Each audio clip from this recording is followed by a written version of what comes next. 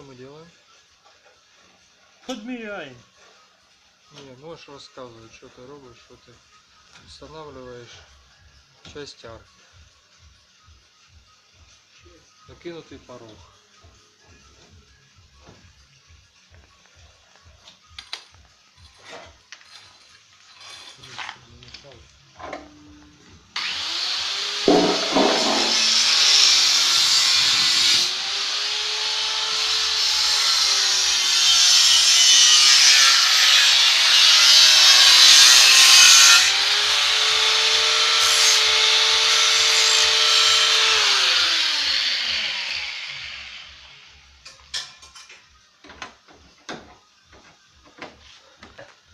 Вываранный подкрылочек.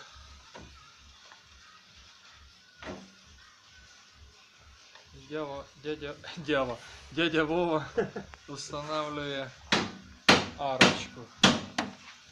Тоже вываранный порог. Осторожно, подкрылочек. Надо двери мерить перед тем. Что такое? Двери надо подмерить. Давай занесем двери, поставим двери. Давай, ось на угол. Если ее отут стик, бач, наскільки воно піднімає.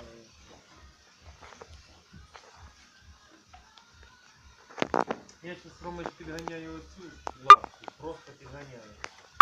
Її треба підігнати, ось тут підрізати настільки, щоб воно зійшло.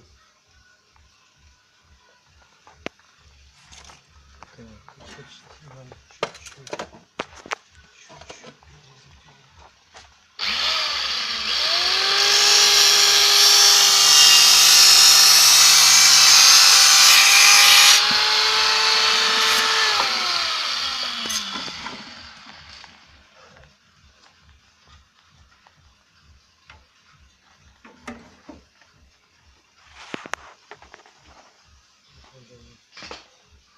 Броня.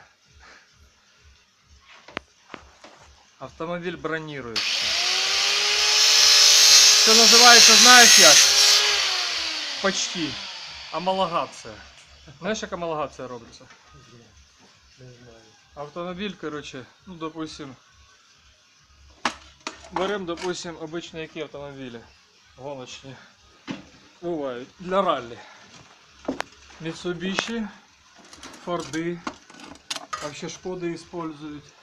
Подберут машину, например, там какую-нибудь, и полностью проваривают швы, короче, все, полностью.